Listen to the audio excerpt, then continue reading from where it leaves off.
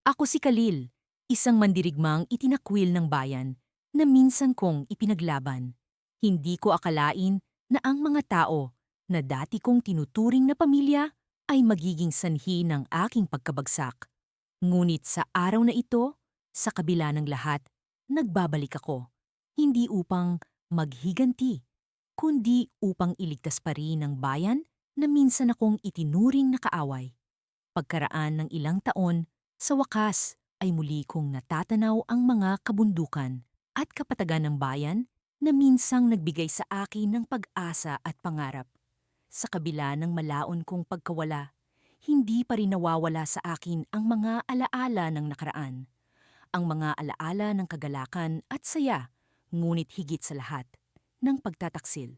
Nagsimula ang lahat sa isang gabi ng tag-init. Ang buwan ay maliwanag at ang mga bituin ay tila nagpaparty sa kalangitan. Ako'y nasa gitna ng bayan, kasama ang iba pang mandirigma, upang ipagtanggol ang aming mga lupa laban sa mga dayuhang mananakop. Taglay namin ang tapang ng 1,000 sundalo at sa aming mga palad ay nakasalalay ang kapalaran ng aming mga kababayan. Ngunit sa kabila ng aming pagsisikap, may mga taong hindi sang-ayon sa aming misyon. Sila ang mga nagtatago sa madilim na sulok ng bayan, na may pagnanais na bumagsak kami upang sila'y makinabang. Isa sa kanila ay si Raul, ang dati kong kaibigan. Hindi ko akalain na siya pala ang magiging sanhi ng lahat ng aking pagkatalo. Ang gabi ng tag-init ay naging simula ng aking bangungot. Sa isang iglap, ako'y pinagtaksilan, ipinagkanulo at ipinagbili. Ako'y itinuring na isang traidor ng bayan na minsang ipinaglaban ko ng buong tapang. Sa kabila ng aking mga paghihirap, hindi ko naisip na bumalik. Hanggang sa dumating ang araw na ito, sa aking pagbabalik, natagpuan ko ang bayan sa mas malalim na panganib.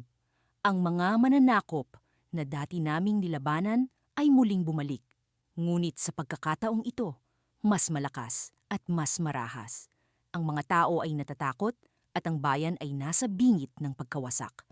Wala silang ibang aasahan, kundi ang isang bayani na minsang itinakwil. Sa aking pagpasok sa bayan, naramdaman ko ang malamig na hangin na tila nagpapaalala sa akin ng aking pagkatalo. Ngunit sa kabila nito, ang aking puso ay puno ng determinasyon. Alam kong may mga taong hindi pa rin naniniwala sa aking kakayahan, ngunit hindi iyon ang mahalaga. Ang mahalaga ay ang aking pangako na iligtas ang bayan mula sa kapahamakan. Sa aking paghahanap ng mga kakampi, natagpuan ko si Lira, ang batang babae na dati kong inalagaan. Saksi siya sa lahat ng aking paghihirap at sa kabila ng lahat, nanatili siyang naniniwala sa akin. Sa kanyang mga mata, nakita ko ang pag-asa. Khalil, alam kong kaya mo, sabi niya. Ngunit hindi lahat ay naniniwala. Si Raul, ang dati kong kaibigan na naging kalaban, ay muling nagbalik. Sa kanyang mga mata ay ang determinasyon na hindi ako magtatagumpay. Hindi ka namin kailangan, Khalil. Umalis ka na, sabi niya. Ngunit sa kanyang mga salita, natagpuan ko ang isang lihim na hindi ko inaasahan. Ang kanyang pagnanais na hindi ako magtagumpay ay nakaugat sa isang mas malalim na dahilan. Isang dahilan na hindi ko palubos na nauunawaan. Sa likod ng kanyang mga mata, nakita ko ang isang bagay na nagbigay sa akin ng pag-asa. Isang bagay na maaring maging susi sa aking tagumpay.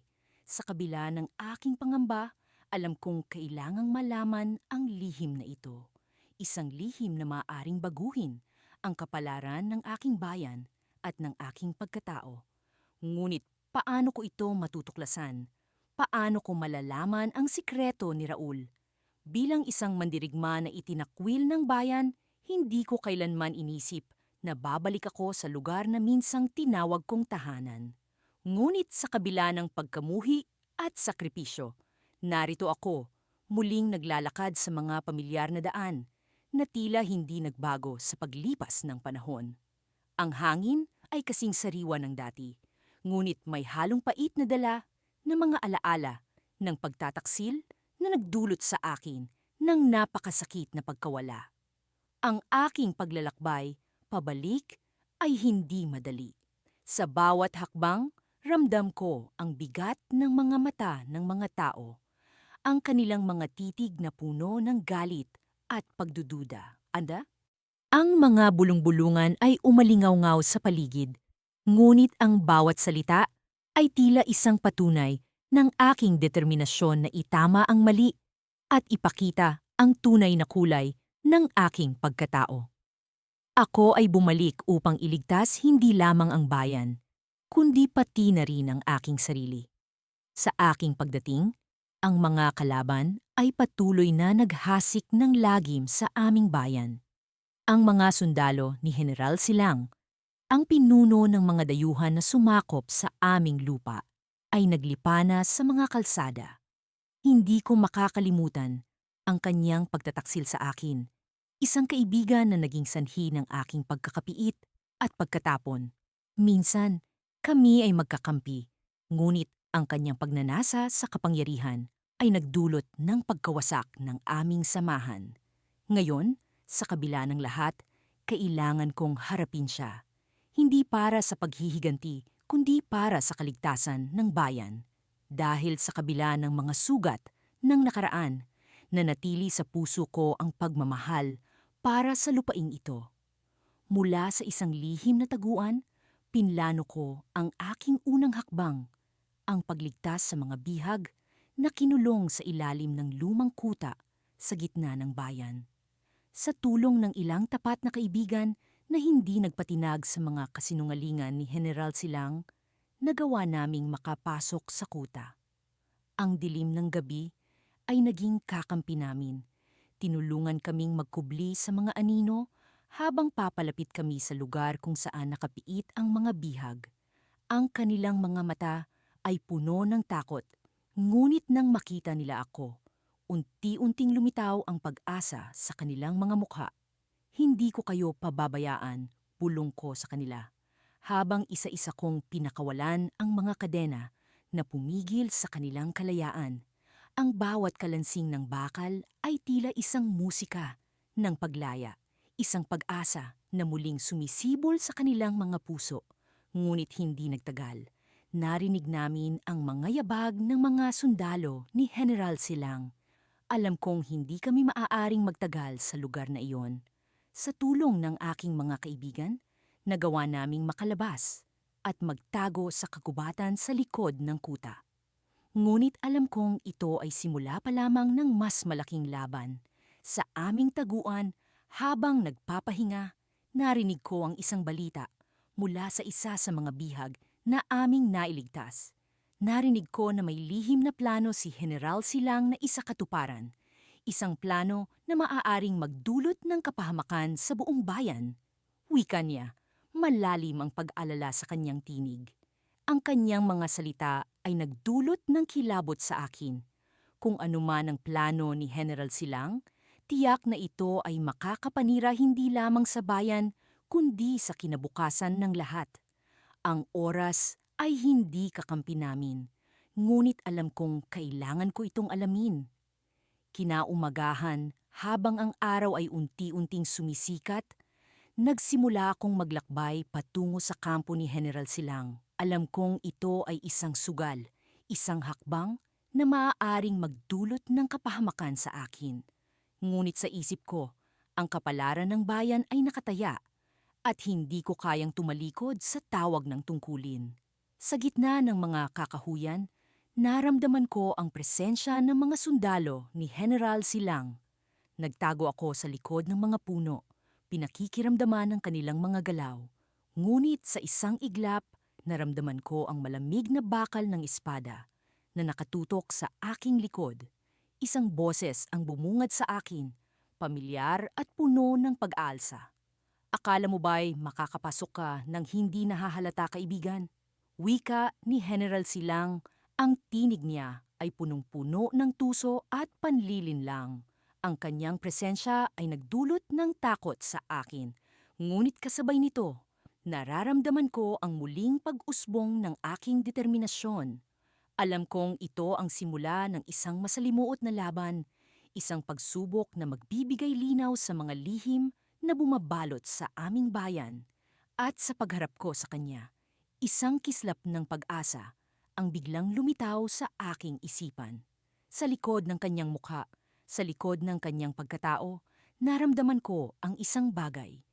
Isang bagay na hindi ko inaasahan. Sa gitna ng karimlan, isang posibilidad ang lumitaw. Isang pagkakataon na maaaring baguhin ang takbo ng lahat. Ngunit ano nga ba ang lihim na ito? Ano ang tunay na intensyon ni General Silang? Sa pagkapit ko sa espada, alam kong ang sagot ay darating. Ngunit hindi ko alam kung ito ba'y magdudulot ng kaligtasan o lalo pang kapahamakan. Sa unang pagkakataon, mula nang ako'y itinakwil, muling sumiklab ang ngiti sa aking mga labi habang binabagtas ko ang makipot na daan patungo sa sentro ng bayan. Ang mga tao'y abala sa kani-kanilang gawain, wari-walang kamalay-malay sa nalalapit na panganib. Hindi ko maiwasang magbalik tanaw sa mga sandaling ako'y pinaratangan ng kasalanang hindi ko ginawa. Ang sakit at hinanakit na dulot ng pagtatakwil ay matagal nang nanahan sa puso ko. Ngunit ang pangako kong protektahan ang bayang ito ay hindi kailanman nawala. Sa kabila ng lahat, ito pa rin ang bayang aking sinilangan, ang bayan ng mga alaala, mabuti man o masama. Nagpatuloy ako sa aking paglalakad hanggang sa marating ko ang paborito kong tagpuan, ang puno ng acacia sa may gilid ng plaza. Dito, madalas kong nakikita si amang nag-aayos ng kaniyang mga gamit, nagkukumpuni ng mga sirang gamit sa bahay. Ngayon, wala na siya, ngunit ang kaniyang mga alaala at mga aral ay nananatili sa akin. Nagpakawala ako ng malalim na buntong hininga, sinisikap na kalmahin ang aking damdamin. Alam ko na hindi ko ito magagawa ng mag-isa, kaya't nagpasya akong lumapit kay Ka-Andres, ang tanging kaibigan kong hindi sumuko sa akin, kahit sa pinakamadilim na panahon. Nang marating ko ang kaniyang kubo, nakita ko siyang abala sa paggawa ng mga sandata. Ka-Andres, tawag ko. Agad siyang bumaling sa direksyon ko, at isang ngiti ang bumati sa akin. Alam kong darating ka, kabayani, sambit niya, habang inaabot sa akin ng isang matibay na espada. Alam kong hindi mo pababayaan ang ating bayan kahit ano pa ang nangyari noon. Nagpasalamat ako sa kanya at ipinaliwanag ang aking balak na iligtas ang bayan mula sa panganib na dala ng mga bagong mananakop. Alam kong hindi ito magiging madali, ngunit batid ko rin na hindi ko ito magagawa ng mag-isa. May mga kakampi ka pa rin, kabayani, wika ni Ka-Andres. Marami sa atin ang naniniwala sa iyo kahit hindi mo ito nalalaman. May mga nagmamasid at nag-aabang sa iyong pagbabalik. Napanatag ang aking loob sa kaniyang mga salita. Kasabay ng pagbuo ng plano, nagpasya kaming magtipon ng mga kakampi sa tahimik na bahagi ng kagubatan kinabukasan. Sa gabi, ako'y nagmuni-muni sa ilalim ng maliwanag na buwan. Iniisip ko ang magiging kapalaran ng bayan at kung paano ko muling mapapatunayan ang sarili sa kanila. Kinabukasan, sa itinakdang oras, dumating ang mga tao sa kagubatan. Mga dating kaibigan, kakilala, at maging ang ilan sa mga nagtakwil sa akin ay naroon. Naguluhan ako, ngunit nagpasya akong pakinggan ang kanilang panig. Pasensya ka na, kabayani, wika ng isa sa kanila. Nalinlang kami ng mga kasinungalingan. Hindi namin dapat hinayaan na mangyari iyon. Sa kabila ng sakit na idinulot ng kanilang pagtatakwil, nakaramdam ako ng pag-asa at determinasyon. Nagsimula kaming maghanda para sa nalalapit na laban. Nagplano kami ng mga estratehiya, nagsanay sa pakikipaglaban, at nagpalakas ng loob ng isa't isa. Sa araw ng paglusob ng mga mananakop, ang buong bayan ay nabalot ng takot. Ang mga sundalo ng kalaban ay nagbabantang wasakin ang aming tahanan. Ngunit sa likod ng bawat pag-atake, kami handang lumaban. Sa gitna ng kaguluhan, nakita ko ang leader ng mga mananakop, si Lacan Heron, ang taong nag-udyok sa pagtatakwil sa akin. Naging malinaw sa akin ang katotohanan. Siya ang may pakana ng lahat. Sa gitna ng laban, nagtagpo ang aming mga mata. Sa kabila ng galit na nanunuot sa aking puso, nagpaalala sa akin si Ka Andres na ang tunay na layunin ko ay iligtas ang bayan. Lumaban kami ng buong tapang at unti-unti namayani ang aming puwersa. Ngunit sa kabila ng tagumpay na unti-unting aming nakamit, alam kong hindi pa ito ang wakas. Sa gitna ng labanan, isang hindi inaasahang pangyayari ang naganap. Habang ako'y nakikipaglaban kay Lacan Heron, bigla na lamang bumagsak ang lupa sa ilalim namin. Hindi ko na malayan na nakatayo kami sa isang lumang lagusan. Sa isang iglap, naglaho kami sa kadiliman. Nagising ako sa isang malalim na kuweba. Ang dilim ay bumabalot sa paligid. Naririnig ko ang pag-echo ng mga paghiyaw ng labanan mula sa itaas. Alam kong kailangan kong makawala, ngunit wala akong ideya kung paano. Ang mga alaala ng pagtatakwil, ang mga pangako ng pagligtas sa bayan, lahat ay naglalaro sa aking isipan. Isang liwanag ang sumilay sa sulok ng kuweba at isang anino ang unti-unting lumitaw. Ang anino ay pamilyar, ngunit hindi ko mawari kung sino. Kabayani, isang tinig ang tumawag sa akin. Nandito ako upang tulungan ka. Naguluhan ako sa kung sino ang nagligtas sa akin, ngunit sa kabila ng lahat, ito ang hudyat ng bagong pag-asa. Sino nga ba ang anino sa dilim na ito? At paano nito mababago ang kapalaran ng bayan? Ang mga tanong ay nanatili sa aking isipan habang unti-unti kong nararamdaman ang pag-angat mula sa kadiliman patungo sa liwanag ng bagong umaga. Sa pagpasok ko sa bayan ng amihan, hindi ko maiwasang maramdaman ang bigat ng bawat hakbang ko sa lupaing minsang itinuring kong tahanan.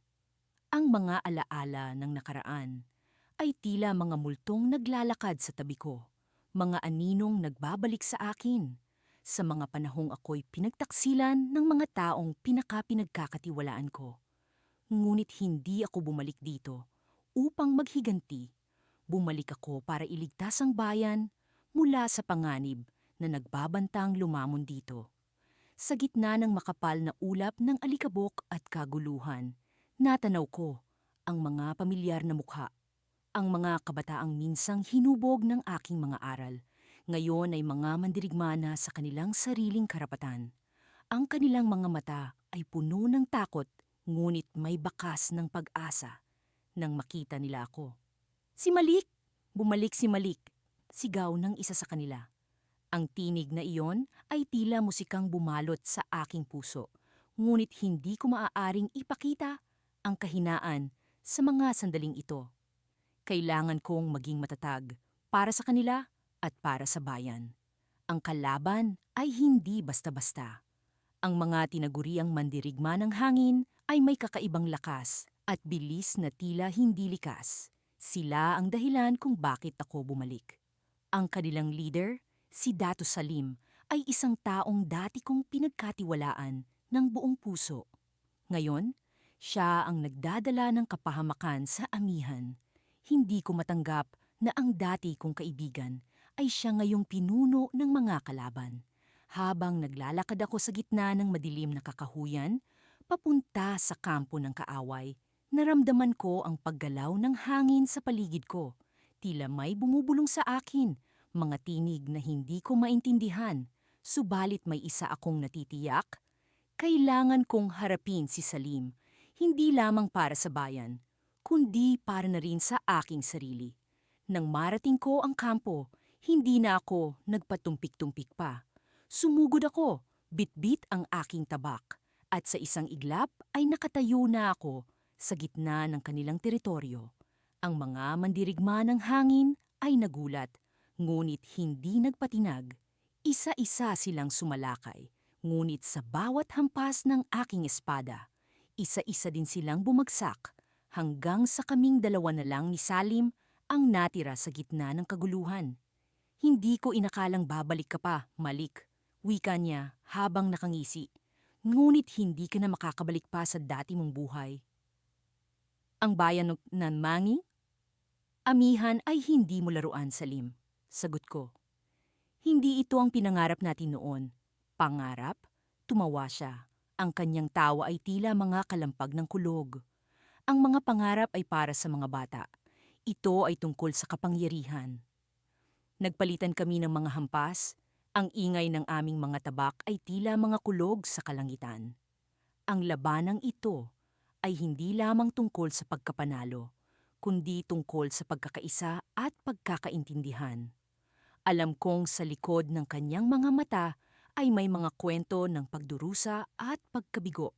Ngunit hindi ito ang tamang panahon para sa pakikipag-usap. Sa isang iglap, nagawa kong itulak siya pababa at itutok ang aking tabak sa kanyang leeg. Ngunit sa halip na takot, isang kakaibang angiti ang sumilay sa kanyang mga labi. Hindi mo ako matatalo, Malik, dahil hindi ako ang tunay na kaaway. Nagsisinungaling ka. Sigaw ko. Ngunit bago pa man ako makapagsalita ulit, isang malakas na pagyanig ang naramdaman ko.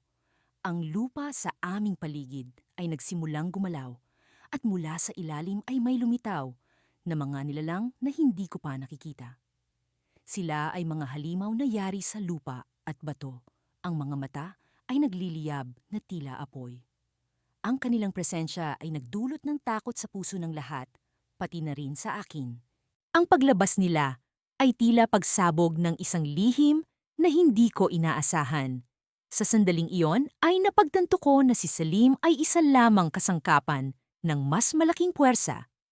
Ang tunay na kaaway ay ang mga nilalang na ito. At ang kanilang layunin ay hindi lang sakupin ang amihan kundi ang buong mundo. Habang nakatayo ako doon, hinahabol ang hininga at puno ng takot, naramdaman kong may kamay na humawak sa aking balikat. Isa sa mga kabataang mandirigma ang nakatingin sa akin. Ang mga mata niya ay puno ng determinasyon. Malik, hindi ka nag-iisa. Wika niya, lalaban tayo para sa bayan. At sa sandaling iyon, alam kong kahit gaano pa kalaki ang panganib, hindi ako mag-iisa sa laban na ito. Ngunit ang tanong ay, paano namin tatalunin ang mga halimaw na ito? At ano ang tunay na motibo ng mga nilalang na ito sa pag-atake sa aming bayan? Ang mga tanong na ito ay nagsilbing apoy na nagpaalab sa aking determinasyon. Hindi pa tapos ang laban. Nagsisimula pa lamang ito. Sa gitna ng mga gabi, kung saan ang mga bituin ay tila mga matang nagmamasid sa aking bawat hakbang. Bumalik ako sa bayan ng mga taong minsang itinuring kong pamilya. Ang mga anino ng kahapon ay bumabalik sa akin, ang mga alaala ng pagtaksil at paghihinagpis. Ngunit ngayon, hindi na ako ang mandirigmang itinakwil. Ako'y bumabalik bilang isang bayani na may layuning iligtas ang bayan mula sa panganib na dala ng mga mapanlinlang na kaaway. Ang hangin ay malamig, ngunit dala ko ang init ng pag-asa sa aking puso. Sa aking paglalakad, patungo sa kuta ng mga kaaway, naalala ko ang mga araw na kasama ko, ang mga kapwa mandirigma sa gitna ng digmaan. Sila'y naging mga kapatid ko sa laban, ngunit ang ilan sa kanila'y naging sanhi ng aking pagkakaitinakwil. Ngayon, ako'y nag-iisa, ngunit hindi kailanman nag-iisa sa labanang ito. Sa aking pagdating sa gilid ng bayan, napansin ko ang mga palatandaan ng pagkasira. Ang mga bahay ay nagiba, ang mga puno'y nasunog, at ang mga tao'y puno ng takot at kawalang pag-asa. Ang kanilang mga matay tila nagtatanong kung ako ba ni tunay na bumabalik upang magligtas o isa lamang multo ng nakaraan. Ngunit sa likod ng kanilang mga pagdududa, nararamdaman ko ang kanilang pagnanasang muling mabuhay sa ilalim ng kalayaan. Sa gitna ng mga guho, naririnig ko ang mga bulong ng mga kaaway. Sila'y nagbabalak ng mas masahol pang pinsala. Alam kong oras na upang kumilos, upang bigyang tinig ang aking layunin. Dahan-dahan akong lumapit sa kuta, ang aking mga matay nakatuon sa bawat galaw ng mga kalabang mandirigma. Ang kanilang mga pag-uusap ay nagsisiwalat ng isang planong lalong magpapaigting sa takot ng bayan. Ngunit ang kanilang kamangmangan ay magiging kalamangan ko. Gamit ang aking liksi, sinimulan kong talunin ang mga bantay sa paligid. Isa-isa, tahimik, ngunit mapanlinlang. Ang aking pag-iingat ay nagbigay daan upang makapasok ako sa puso ng kampo ng mga kaaway. Dito, nakita ko ang kanilang pinuno, ang taong minsang itinuring kong kaibigan. Siya'y nakaupo sa gitna ng mga mapa, ang kanyang mga matay puno ng kasakiman at pagnanasa sa kapangyarihan. Lumapit ako sa kanya, ang aking mga hakbang ay puno ng tapang. Hindi mo ba ako kilala? Tanong ko, habang ang aking boses ay puno ng puot at pag-asa. Nagulat siya sa aking presensya, ngunit agad na nagbalat kayo ng tapang. Ikaw, ang mandirigmang itinakwil? Sagot niya, habang ang kanyang mga matay naglalaro sa takot at pag-aalinlangan. Sa sandaling iyon, naramdaman ko ang bigat ng mga taon ng paghihiganti at pagnanasa sa katarungan. Ngunit sa likod ng lahat ng ito, alam ko ang tunay na dahilan kung bakit ako bumalik. Hindi lamang upang maghiganti, kundi upang iligtas ang bayan mula sa kanyang mga kamay. Oo, ako nga, sagot ko. At ako'y bumalik upang ipaglaban ang bayan. Didi, hindi para sa akin, kundi para sa kanila. Ang laban ay nagsimula. Ang mga espada ay nagtagpo. Ang mga panalangin ng kalayaan ay nag-echo sa paligid. Mabilis ang galaw ng aking mga kamay. Ang aking puso'y puno ng determinasyon. Sa bawat hakbang, nararamdaman ko ang pag-aangat ng bayan. Ang kanilang pag-asay, kumikinang sa dilim. Ang laban ay naging simbolo ng kanilang pagbangon at ako'y naging kanilang pag-asa. Ngunit sa gitna ng laban, isang hindi inaasahang pangyayari ang naganap. Sa likod ng mga anino, isang pamilyar na mukha ang lumitaw. Siya'y isa sa mga kapatid na mandirigma, ang taong minsang itinakwil ako. Ano ang ginagawa mo rito? Tanong ko, ang aking boses ay puno ng pagtataka at galit. Ngunit siya'y ngumiti. Ang kanyang mga matay puno ng kapatawaran. Ako'y bumalik upang makipaglaban sa iyo. Sagot niya, ang kanyang boses ay puno ng pag-asa. Hindi lahat ng nagtaksil sa iyo ay kasama ng mga kaaway. May ilan sa amin na naniniwala sa iyong layunin. Ang kanyang presensya ay nagbigay lakas sa akin. Sa gitna ng laban, naramdaman ko ang pag-agos ng pag-asa at pagkakaisa. Kami naging isa. Ang aming mga layunin ay nagtagpo. Ang aming mga puso'y pumintig sa iisang hangarin. Ngunit sa likod ng tagumpay, isang misteryo ang lumitaw. Ang pinuno ng mga kaaway ay ngumiti. Ang kanyang mga matay puno ng lihim. Akala mo ba'y tapos na ang laban? Tanong niya. Ang kanyang boses ay puno ng misteryo. Sa likod ng kanyang mga salita, naramdaman ko ang pagdating ng isang mas masahol pang panganib, isang panganib na magpapatuloy sa laban namin at magdadala sa amin sa isang bagong yugto ng digmaan. Sa sandaling iyon, alam kong hindi pa tapos ang labanang ito. Ngunit ako'y handa, kasama ang mga taong naniniwala sa akin. Sa gitna ng kawalan, naramdaman ko ang pag-asa at tapang na magpapatuloy sa laban. Isang labanang puno ng pag-asa at tinig ng bayan. Matay nagliliyab sa pagnanasa at puso'y umaalab sa galit. Ito ang araw ng aking pagbabalik, ang araw na matagal kong hinintay. Ang mga alaala ng pagkakanulo at kawalang katarungan ay hindi na maaring manatiling mga anino lamang sa aking isipan. Sa kabila ng lahat ng hirap, narito ako upang iligtas ang bayan na minsang itinakwil ako. Ang bayan na aking ipinaglaban at pinag-alayan ng buhay. Sa bawat hakbang ko sa makitid at maalikabok na daan patungo sa pintuang na yon, dama ko ang pagpitik ng hangin sa aking balat, isang paalala ng mga lumipas na taon ng aking pag-iisa. Mula sa malayo, tanaw ko ang mga kabahayan na tila'y nagtataglay ng mga lihim na nais kong tuklasin. Sa aking pagdating, ang mga tao'y nagtipon-tipon, nagulumihanan sa aking presensya. Ang kanilang mga mata ay puno ng takot at pag-aalinlangan, ngunit may ilan na tila may pag-asa. Bayani, sigaw ng isang bata mula sa gilid ng daan. Ikaw ba ay tunay na bumalik upang kami no iligtas? Ngumiti ako, kahit alam kong ang ngiti na iyon ay puno ng kapaitan. Oo, ako ito. At narito ako upang tuparin ang aking pangako, isang pangakong itinagak ko sa bato ng kagitingan, kahit na ako'y itinakwil ng mismong bayan na ito. Ang mga matatanday nag-usap-usap, ang kanilang mga bulong ay naglalakbay sa hangin. Tila mga kuliglig na nagpapadala ng mensahe ng pag-alinlangan. Alam ko na hindi madali ang aking landas.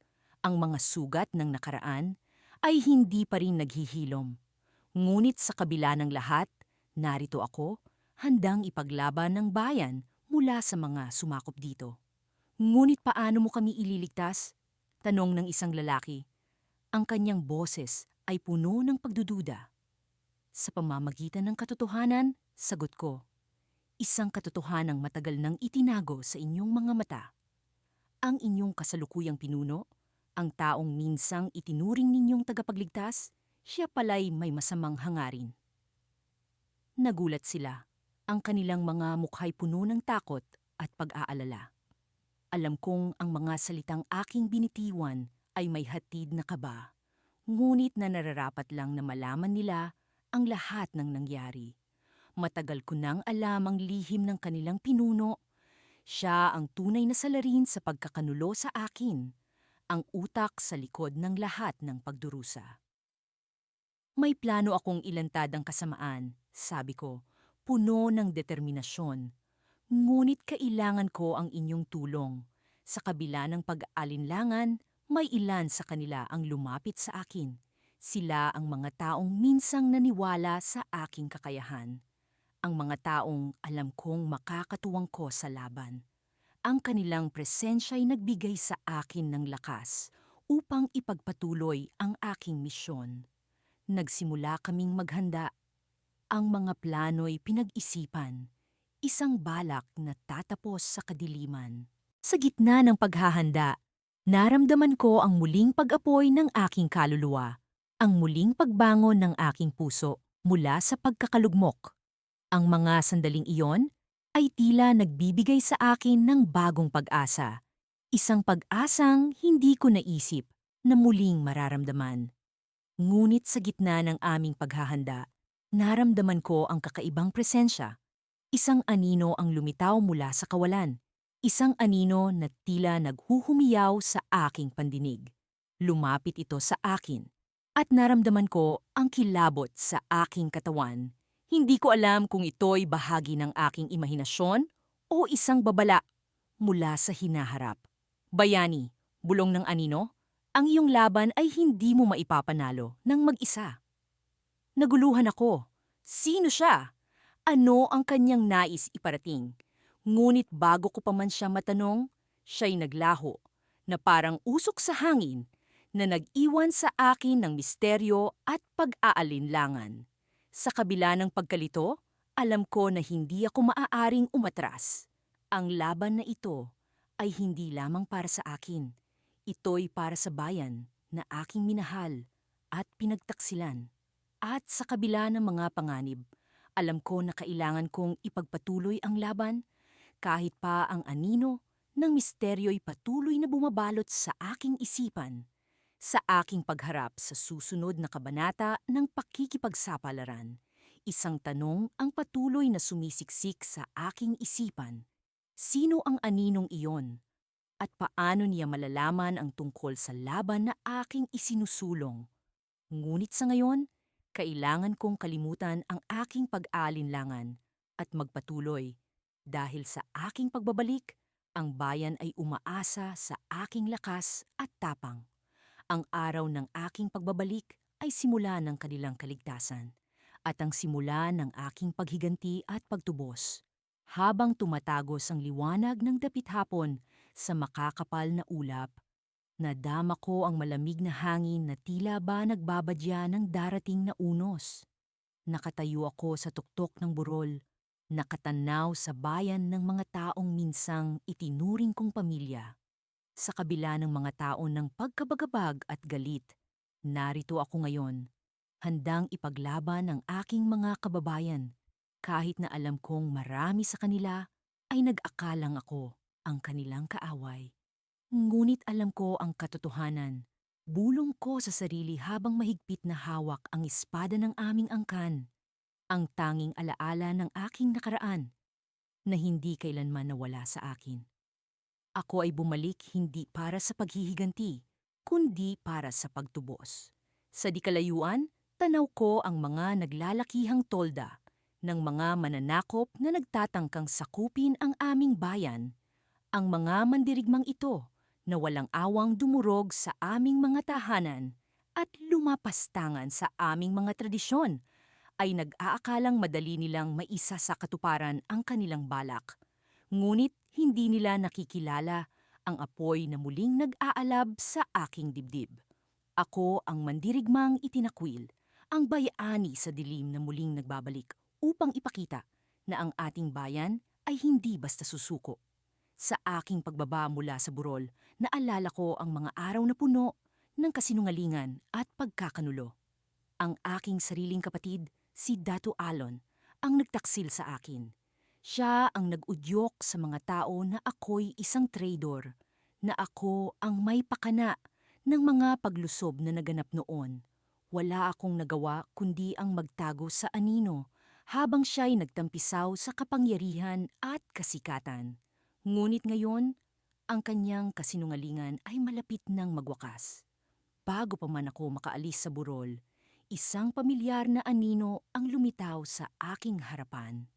Si Amihan, ang matalik kong kaibigan mula pa noong kami mga musmos. Siya lamang ang tanging nanatiling tapat sa akin sa kabila ng lahat. Bayaning itinakwil, mahinang tawag niya. Ang kanyang tinig ay naglalaman ng pag-asang matagal ko nang hindi naririnig. Dumating na ang panahon upang ipakita sa lahat ang iyong katotohanan. Nasa atin ang tulong ng mga matatandang mandirigma. Handa silang makipaglaban sa tabi mo. Napangiti ako, damang-dama ang init ng kanyang mga salita. Salamat, Amihan. Hindi ko ito magagawa nang wala ka. Sabay kaming naglakad patungo sa kampo ng mga matatandang mandirigma. Sa pagpasok namin sa kanilang pook, sinalubong kami ng mga mata ng mga taong minsang naging bahagi ng aking nakaraan. May mga bakas ng pag-aalinlangan sa kanilang mga mukha, ngunit ang kanilang determinasyon ay hindi natitinag. Narito ako upang patunayan na sa kabila ng lahat, ang ating bayan ay karapat-dapat ipaglaban. Wika ko sa kanila.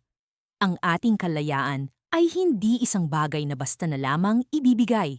Kailangan natin itong ipaglaban kahit na sino pa ang ating makakalaban. Isang matandang mandirigma ang lumapit sa akin. Kami naniniwala sa iyo, bayaning itinakwil.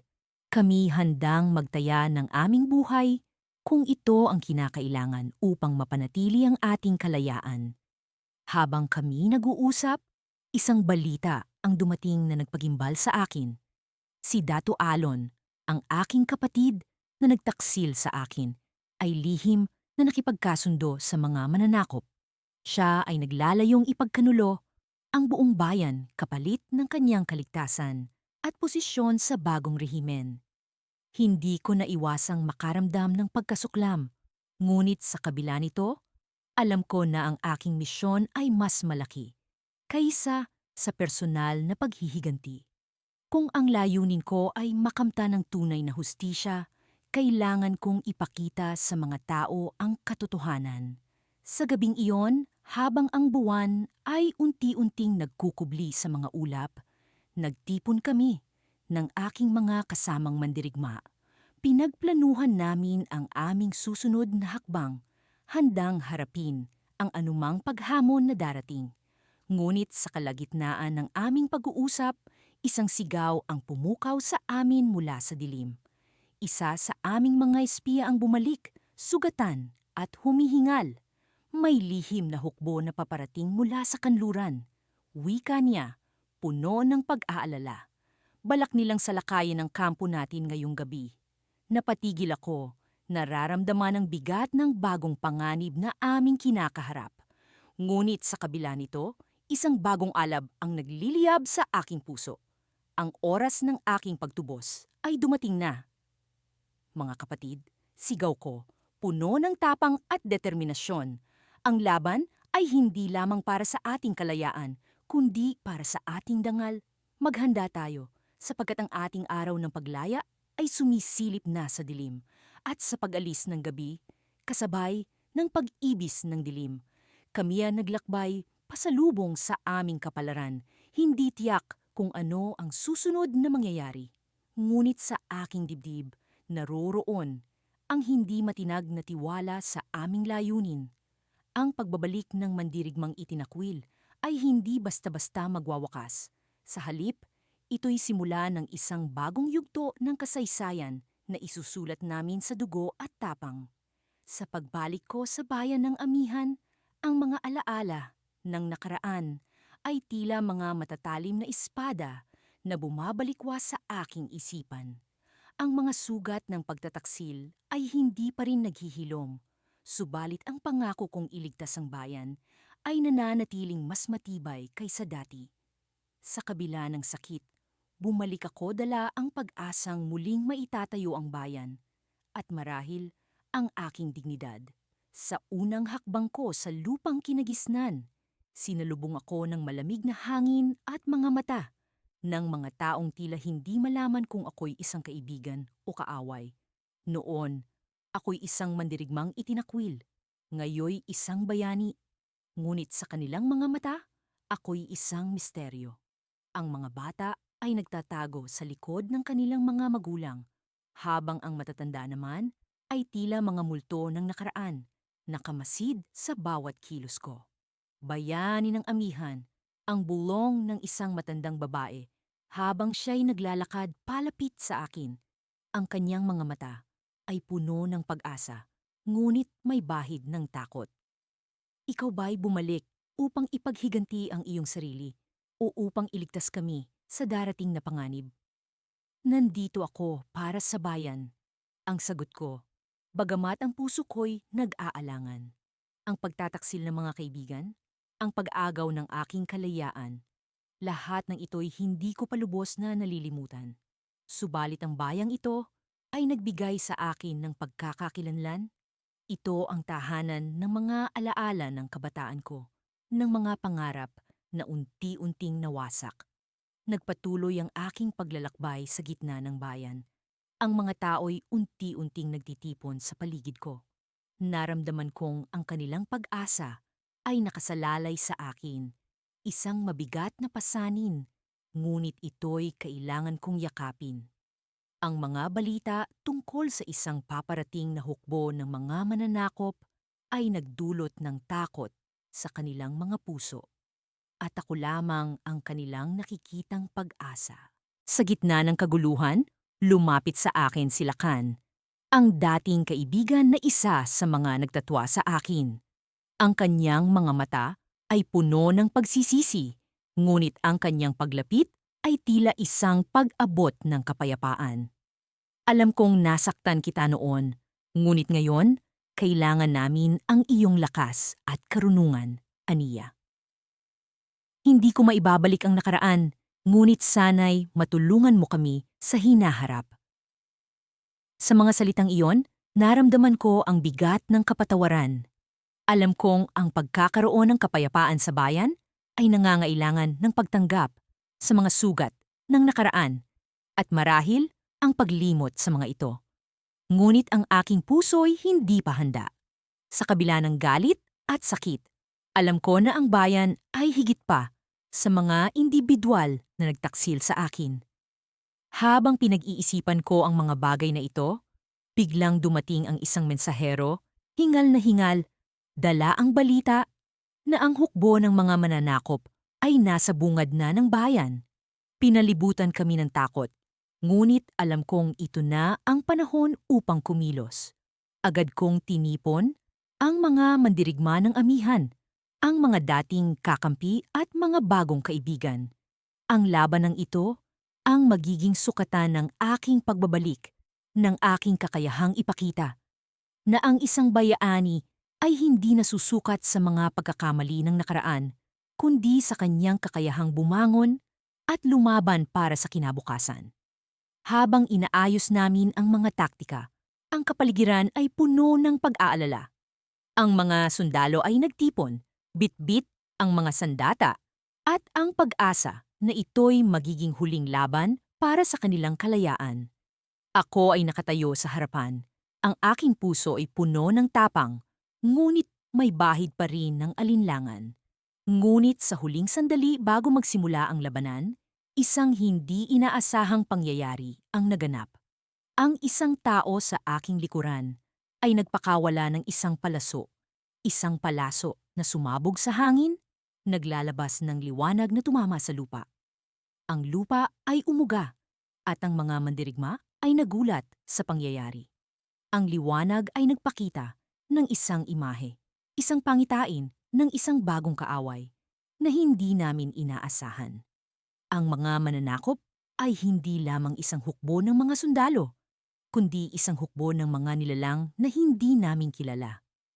Ang kanilang lider ay isang dating kakampi na aking ipinagkatiwalaan, ang isa sa mga dahilan ng aking pagtataksil.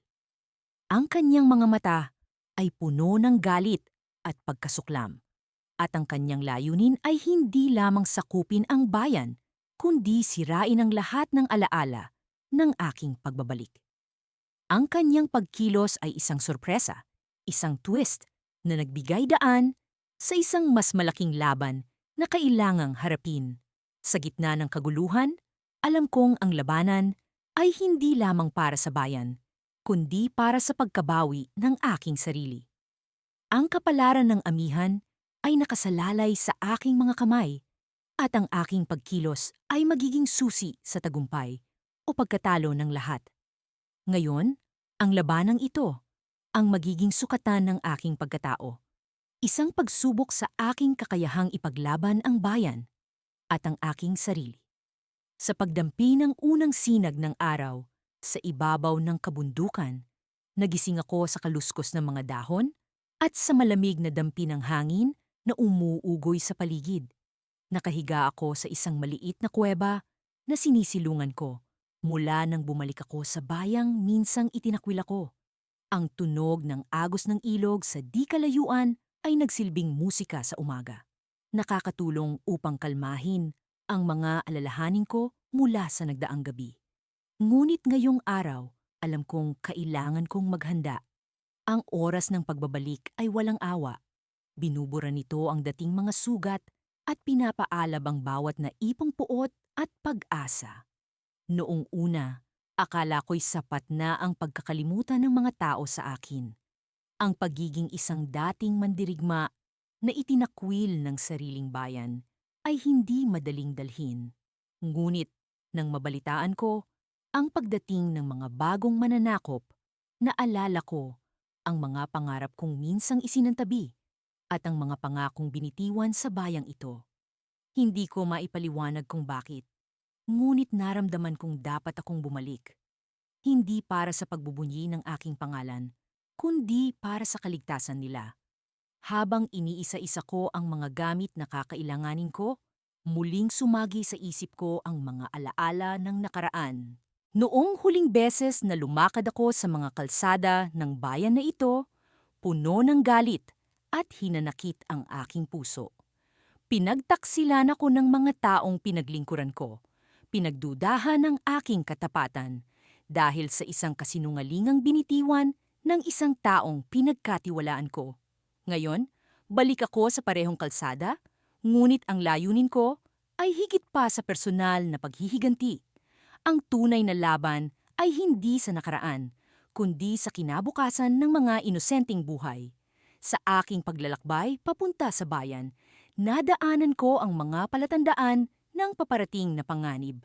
Ang mga bukirin, minsang malago at puno ng sigla, ay ngayoy tila naghihintay sa di maipaliwanag na takot.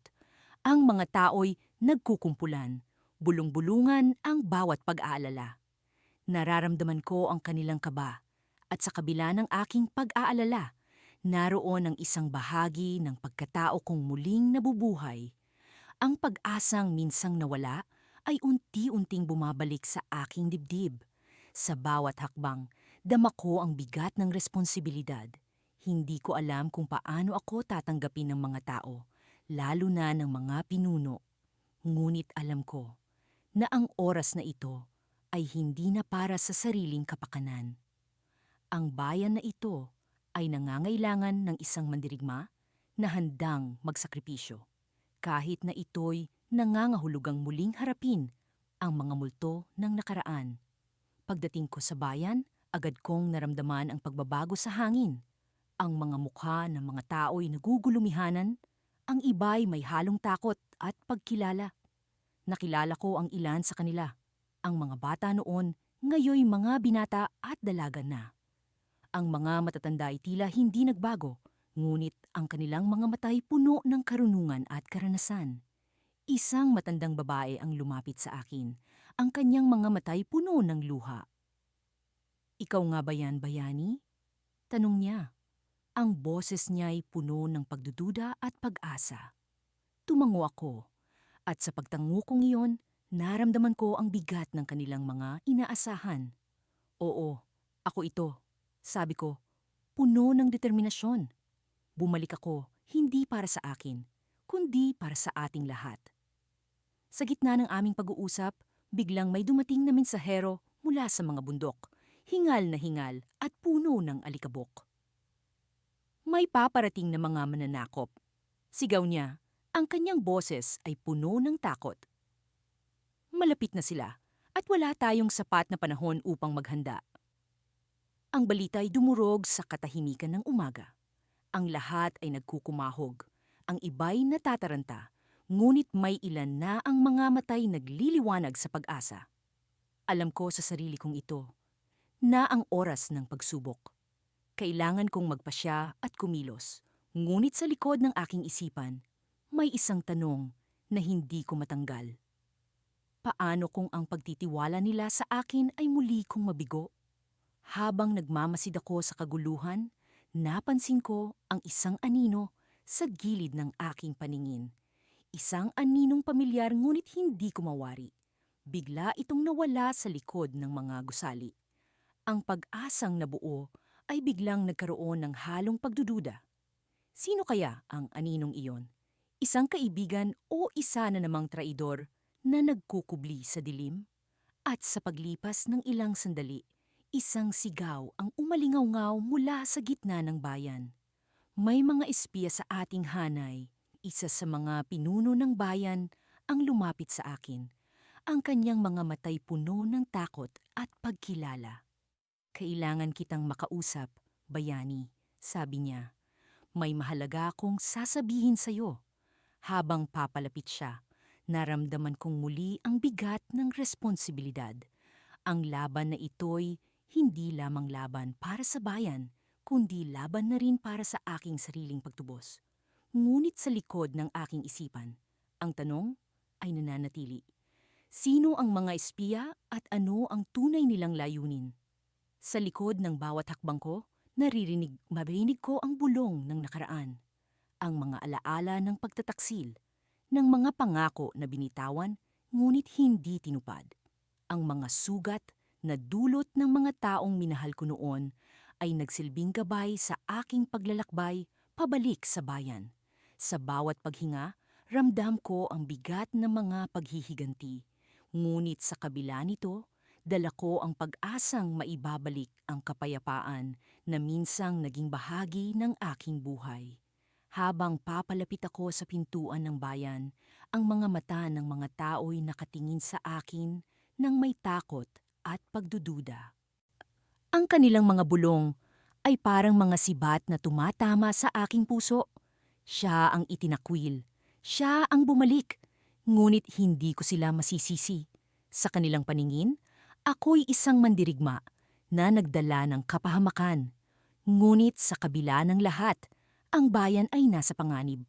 At kahit na ako'y itinakwil, ang aking tungkulin ay nasa puso ko pa rin. Nang dumating ako sa plaza, lumapit sa akin si matandang Tatyo, ang matalik kong kaibigan noong ako'y bahagi pa ng bayan.